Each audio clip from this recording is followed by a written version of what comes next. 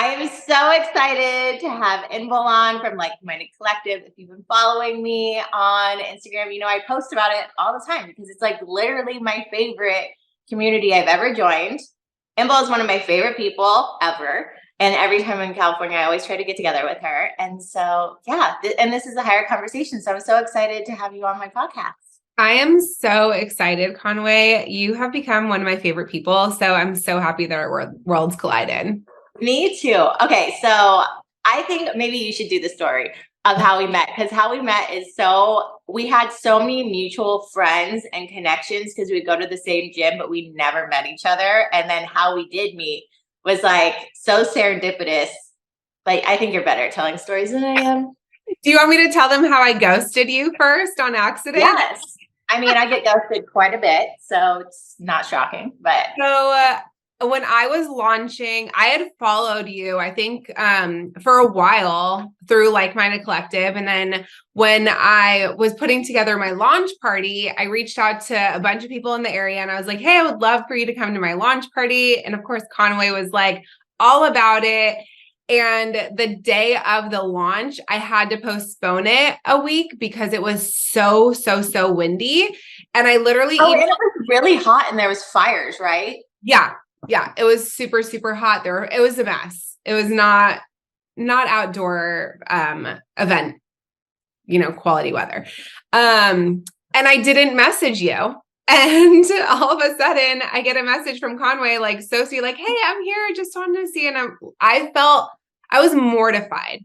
Like, I was so annoyed at myself. Like, I felt so bad. I ended up like apologizing profusely. I'm like still apologizing to you.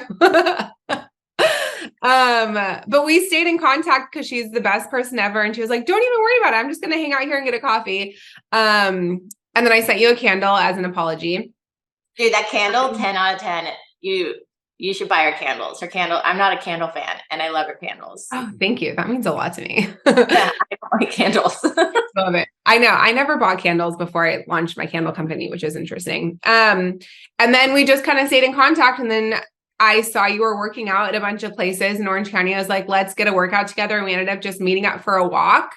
And we just clicked, I think. Like, our energies, what we stood for, how we run business, how we look at businesses.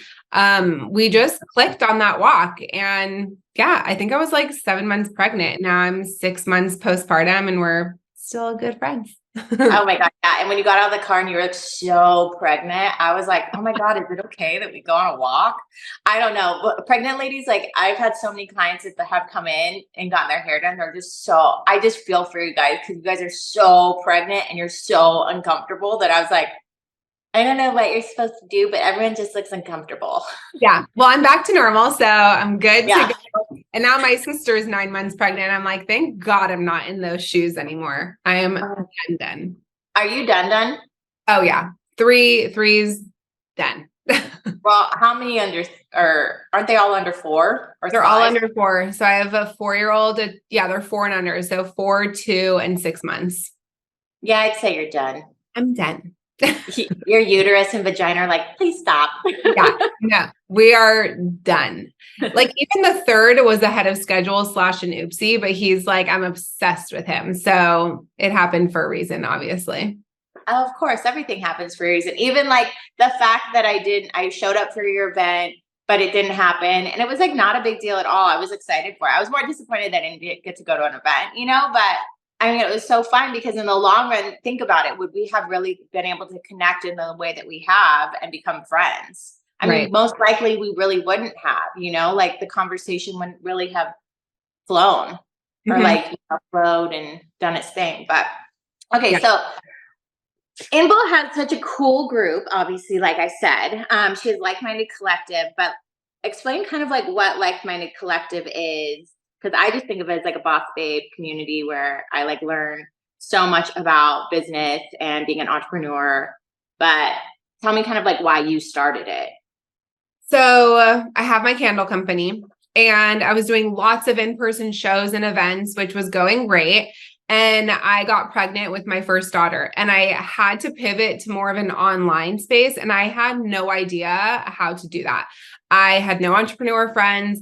I felt like everyone looked at me like a dollar sign, wanting me to join their mastermind, buy their course. People were charging to post in Facebook groups. I mean, everything cost money, and I didn't have money to spend. So I just was getting super frustrated, and I realized there had to be a space for women to build friendships before business and have it be free and accessible, however, have tons of resources too.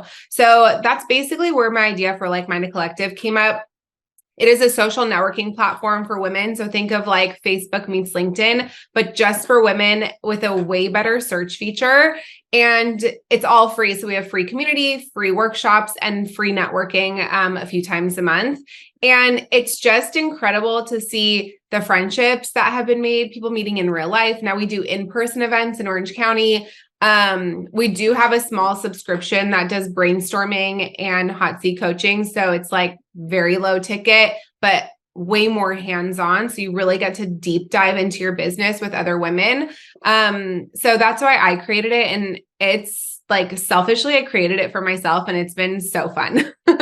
Well, they say that about like literally any business though, like even within like your purpose and calling comes from like something intrinsically that you need, right? Like it's like you needed that. So you filled a gap of something that needed to happen in your life. And then it turns out that we're part of a collective consciousness. So like a lot of other people needed it too, you know, like, so it's always like such a powerful thing to like follow that intuition of creating something. And it's like, well, I'm being selfish by creating it, but you're not really, because everyone else is looking for the same thing. You're not just a snowflake that's like the only person, you know? So like anything that anyone wants to create, they should go out and do it, because there's going to be someone else that wants it.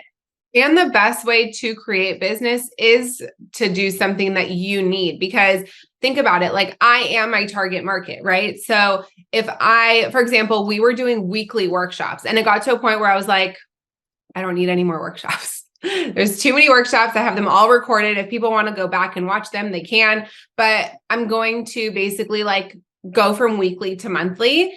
And that was the perfect decision. The feedback that I got from people, it was great. And on the flip side, in the beginning, when I first launched, we were doing monthly and everyone needed more. So I switched it to weekly. And it was great. So really honing in on what I needed really worked. And of course, I mean, I do tons of market research. I connect with so many of like-minded collective women and ask them what they want and need. So yeah, we just go with the flow.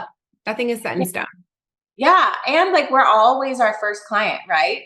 Honestly, we are always our first client of what we need or want or looking for. So I am so glad that I joined it. Like I have gotten so much out of it and so much value, and like on the back end, and you always update stuff. So like as tech changes or algorithms change, you always have new people on speaking about how to make social media work more for you or whatever. So, but there's so much like information, like you're literally like an information treasure trove. Like I'll be like, how do you monetize on Pinterest? And then like 2 minutes later, you like send me a link to YouTube on Like Minded Collective on the back end of like, we have this specialist speak and here's how you do that. So I just get so much value out of it. And I love the collaboration and just community you've created.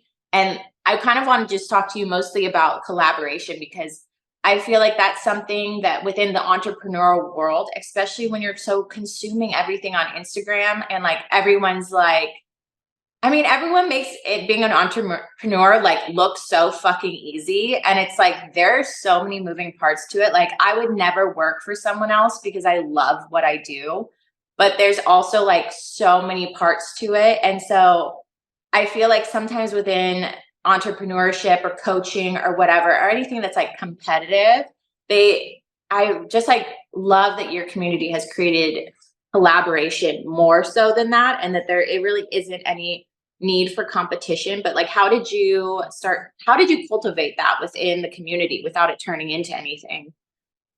That's a good question. And yeah, there's so much competition out there. For starters, I've made it very clear that I own a community and I am also a part of other communities. I pay for other communities. very willingly and I get value from them. So I never put down any other communities. And I really feel like if you foster that as the founder of a business or a community in general, then you're going to attract the same types of people. So like I have tons of, we'll just use like email strategists, for example, on the platform. I've had a few of them write emails for me, and a few of them collaborate, and I refer a few of them. So just if you're joining someplace and you're worried about the competition, just know that nobody's doing what you're doing, right? You could be email marketers, but you could be attracting a different clientele, a different niche, a different price point. So nobody is doing the same thing. So you have to connect, you have to collaborate and put yourself out there to just collaborate with anybody and everybody. So just look at it this way, since we're on email marketers. If two email marketers, let's say, connect on a networking call and they're like, oh, we should connect and collaborate. They're perfect referral partners for one another, because if they have a discovery call with somebody who's like, not really a good fit, they have somebody else to refer them to, right? So you want to be that person, because if I refer you, Conway, to somebody and I'm like, hey, we are just not a good fit, my friend so-and-so would be better. You're like, oh my God, thank you so much for like being real with me about this and sending me in the right direction. So next time you know somebody who needs an email marketer, you're going to probably send them my way. So if you just take out competition out of your vocabulary completely, you're opening so many more doors for opportunity and just joy, right? And connections in your world. The whole competition thing I've seen, it's nasty, it's yucky, and it's just ick. And I don't even allow it on Like Minded Collective. I'll delete people's accounts. I haven't had to yet, but I will delete them in a second if I see any sort of yuckiness like that. Yeah, I 100% resonate with that, because even when I first started being a hairdresser, people always go, oh, it's an oversaturated market. Well, bitch, every market is oversaturated. What am I, like the one snowflake out there that like reinvented the wheel? Like even electric cars, it's not you know what I mean? There's so many different things you can do. And so I like, even with hair, like I like really found that I just niched down and I found the clients I like and the type of hair I like doing, or extensions or whatever it was. And the same thing with coaching is like, I'm not going to be the right flavor for everyone. And that's so okay. But I can find someone that would be a better fit, like you're saying. And like, I would much rather collaborate and be with people that like, we're all rooting for each other than be on my own island, because the own island is so like, it's not fun. Like it feels lonely. It feels so stressful. Like it's not how we're meant to live. Like I do really think that we're supposed to be in community. Like even being in Nashville, I see so many artists and they collaborate and they do so much better with the collaboration than they ever would fucking do solo. Because you have more people in your corner and the energy multiplies, and that energy of pushing each other just like makes you level up and be better. Yeah, I have a Voxer group with 3 other girls. They all do some sort of coaching or consulting and in-person events. So the 4 of us are in this Voxer group and we lean on each other so much, either to like vent about a situation, get advice about a situation, brainstorm together, like root each other on, celebrate. And they're all coming out to Orange County to do like a mini mastermind in 3 weeks. Like, I'm so excited, And if I would have been like, oh my gosh, one of the other girls is actually like helping people build community too, totally different clientele, but we get to now collaborate with one another and like help build this program together without the fear of competition. There's plenty to go around, and you just have to surround yourself with people, because you need people in your corner that do the same thing, that understand what you're going through, It's just so important to like throw competition out of the window. Yeah, you were such an inspiration for me, because I've always wanted to put on retreats, and I want to do like luxury retreats abroad, and that's kind of like why I'm like relocating from Nashville. But you were such an inspiration to me, because you're like, I'm just gonna put up a meetup, and you like did it in like 15 minutes. here I've been like overthinking it for like, I don't know, months. And you just put it together and you did a meetup at a coffee shop and you had like what, like 10 or 15 women show up to coffee dose. And like, that is so cool. Like sometimes I think that we like overwhelm ourselves, and like, especially within that, like you have encouraged me that I can do whatever whatever it is that I can imagine, I can create and do. And then there's a set, like there's someone like you, and there's like other people that can support that idea and then encourage it and help brainstorm on it, which is Yeah. like so invaluable. I just think the best way to build something is to put it out there and get feedback, because if you're in your head, you're going to come up with all these crazy situations that could probably never even arise, right? You're like going through all these different scenarios. You're like, oh my God, if this happens, or if this happens, or if this happens, and you put it together and you're like, none of that shit happened. And it was great. And now I get to hear feedback and adjust next time, it's honestly, there's pros and cons to launching quickly, and there's pros and cons to waiting. So if it works, it works. If it doesn't, it's fine too. But anytime you want to launch something, I'll be here to push you. Let's just do it tomorrow. Yeah, I'm always down for the fail fast approach. Yes. Fail quickly, because it's never a failure. It's just a learning lesson. Like I spoke at my friend's event and I was so like, it was all musicians in Nashville. And I'm like, dude, so you're going to have me speak? Like, and so I did like this money manifestation thing. And I was so nervous because I've never spoken into a mic in my entire life. Like that is like, but here, this is what I want for my life. Like I want to be fucking the female Tony Robbins and write books and do like these retreats. And like, so I'm like, okay, well, I just have to do it. And so, but it's like being humble enough to take the critique, because it's not a criticism on who you are or that you're bad. It's that someone is being kind enough to tell you something so that you can be better. Yes. And I think that's huge in like a loving way when someone, is able to tell you that, and then be able to collaborate on something and be able to support each other on everything that they're doing, which is like so huge. Has that really changed, like collaboration and what you're doing and being an entrepreneur? How has that changed with like how you're raising your kids? That's a good question. You need to being an entrepreneur is overwhelming. It's every aspect of life. Like, I don't know how you do it, considering I'm an entrepreneur and I don't have kids or like a relationship to like also manage.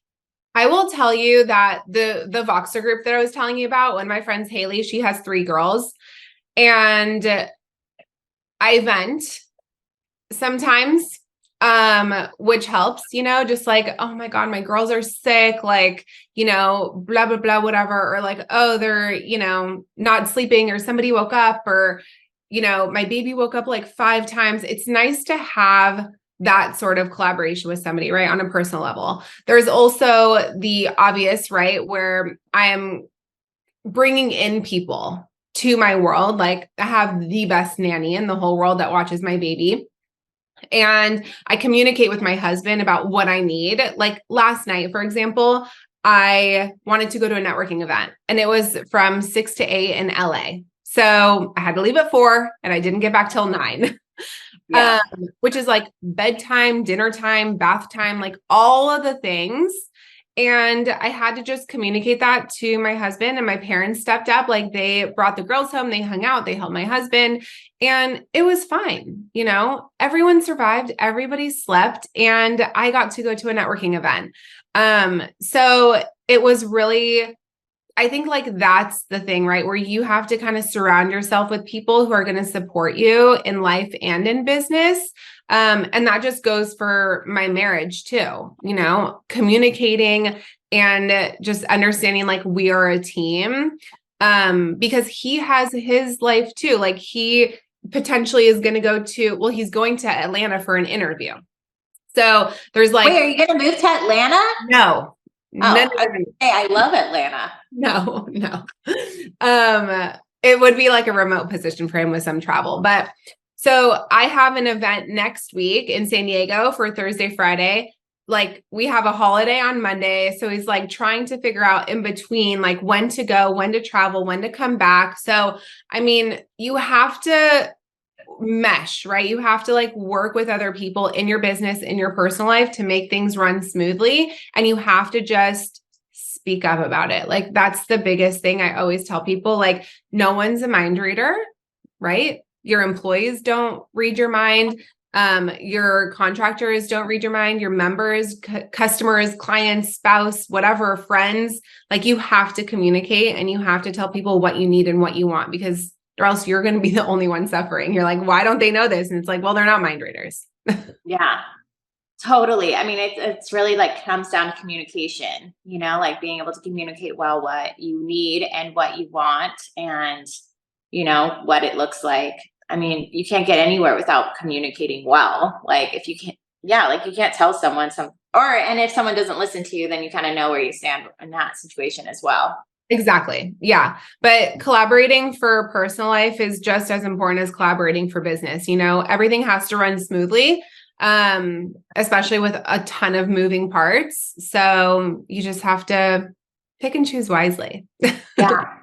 So before you were an entrepreneur, because didn't you start as an entrepreneur when you started your candle company? So technically, I had a real estate license. I started a brokerage of my own, like 10 years ago. I did that for a little bit. I just hated real estate. Hated it. Okay. So you've always had like an entrepreneurial spirit. That's a hard word to say, entrepreneurial. Entrepreneurial spirit. Yeah. I can't work for other people. That's really what it boils down to. Like anytime that I'm working for somebody, my brain goes and like, how can I make this place better? What can I do to improve? Like, how do I bring in more customers or clients or like I worked in the restaurant industry for a long time. So it was how do I bring more people in, at certain times of the day? And ideas were shut down a lot. And I just hated that. It was really frustrating for me. And so I quickly realized like, hey, like I've gotten fired from a bunch of places for speaking up too much, which no one's shocked there. And I just realized I had to build my own business because that's the only way I'm going to succeed. Like other people won't let me succeed. And so I'm going to have to do it myself. I love that because that's how I feel too. Even when I get hired on as like a freelance marketing person, I'm always like, and then I'm like, that's not my job. Like I gotta stay in my wheelhouse. I'm not getting paid for that. So let's do the fire round, the hot seat round. This is my favorite part. So okay, what's your favorite podcast or what was the last podcast you listened to? The last podcast I listened to was my friend Stacy's School of Small Business podcast. Also, I'm just going to shout out a few because they're so good. My friend Lex has the Low Energy Leads show. She just did a 3-part series on networking for introverts, like so much gold. I highly recommend everybody go listen to that. And she does tons of like growth hacking, scaling, data. So really, really, really good for people to watch. Oh, I love it. Can you link all those things? Yeah, I'll send You're you all. always good about it. I'll send you all. Okay. Favorite book or most like inspiring book or one book that like has stood out to you that's really helped you? Or just like your favorite? So I'm currently reading We Should All Be Millionaires. Oh, I do believe that. Let me find the author. By Rachel Rogers. I have always had this like block with money and charging people because I built Like-Minded Collective as a free resource and truly believe there should be a free place for women. So even charging for my subscription was super hard, even though it's like only $59 a month. And now that I'm doing more consulting and I'm launching this mini mastermind and it's like higher ticket, I'm really trying to get over this block. So this is the book I'm reading. I'm on like 2 chapters in, but I'm like, yes, girl, preach. Like this is so good. So I'm loving it so far.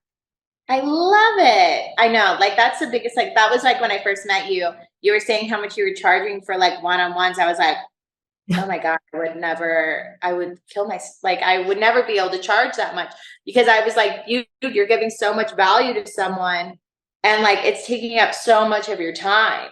Like at the end of the like day, it's not just time, it's like energy too. Like Yeah. just because something comes easy to you doesn't mean you shouldn't not charge for it, Well, and it's value, right? Like I've failed so many times and I've learned so much and I've spent so much money learning these lessons that if somebody hires me, they're bypassing all of that, they're bypassing all the mistakes because I'm going to help them not make them, right? So that's the value and why now I know that I can charge, $400 an hour for a one-on-one session. Whereas before I was charging like 150. I know. I was like, and then you're like, we do 30-minute sessions and it was like $80. I was like, girl, your lunch is going to cost more than that. I know. I mean, like, I want to give, and I just have to realize like what I've created is plenty, right? The community, the networking, the workshops, like I am giving a lot to people.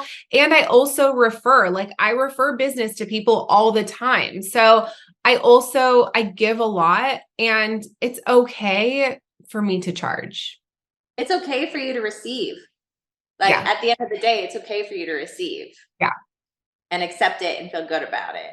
100%. And so I'm working through that. So this is the book. I love it. I love it. Well, when I launch my beta course on wealth and abundance, you can join it. We can see what's happening. Okay. Are you coffee or tea?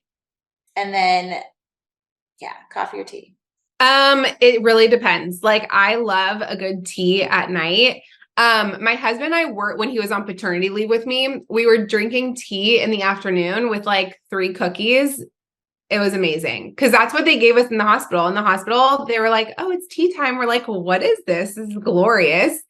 So we would spend the afternoon for like 30 minutes outdoors drinking tea with 3 cookies. Dude, that's like a cool thing, like practice to have of like a vibe check. Yes, it was so nice. I love the taste of coffee. I'm not like an avid coffee drinker, but I'll have like coffee once or twice a week in the morning just because I love it. Or matcha here and there. I love it. I prefer food over drinks. Truth. Dude, always. Like when I first got sober, people were like, oh, so you can just like eat whatever you want now? I'm like, well, yeah, I mean, you guys are going to get hammered and drink all these calories and still eat whatever you want. I'm just cutting out half the calories. Like I'd rather eat the 100 calories than drink it. So I'm with you. I'm with you 100%. Yeah. Give me all the charcuterie board. Like, I love it. Okay. So where can everyone find you? So I'm on Instagram at Inbal Claudio, or the Like-Minded Collective one is at like.minded.collective. And message me on there if you have any questions. I love connecting with women entrepreneurs. If you're a mom, even more so, just so we can kind of like lean on each other. If you have a business and you're thinking about starting a family, I would love to chat too and just kind of walk you through how lovely it is. I love it. I love it. I thank you so much for being on my Higher.Conversations podcast. And I'm going to link all the stuff, all your connection, all the stuff in the show notes. And then Like-Minded Collective, I have an affiliate code, so you can join through that too. And then, definitely the networking is like, dude, you just like, honestly, you have so many cool women in Like-Minded Collective, and all of them, none of them are weird, which I really like. It's just like there's just like so many normal women that are just doing cool shit and just like want to support everyone, and they're just in all these different fields, and it's just, I mean, it is like a huge resource for just so much knowledge. Thank you. Yeah, we get like up to, I think the last networking event, the most we've ever had is 48. On average, we get like 35 to 45 women in there. Yeah. And there's always like all the women I've met and like connected with, and a lot of them have been on the podcast. Um, they're so dope. Like I just love, like, they're like my new Instagram friends because it's all over the United States too. So it's like, it's such a cool thing. And then like just talking to people, it's been great. So thank you so much for creating that for me and just creating that for everyone to be a part of. Of course, it's like we have people from all over the world on LMC. So if you have some international listeners, we love them too. Yes, let's do it. Everyone join. It's so great. Okay, I love you, friend. Thank you so Love much for you. being Thank you. on. Yay. Bye.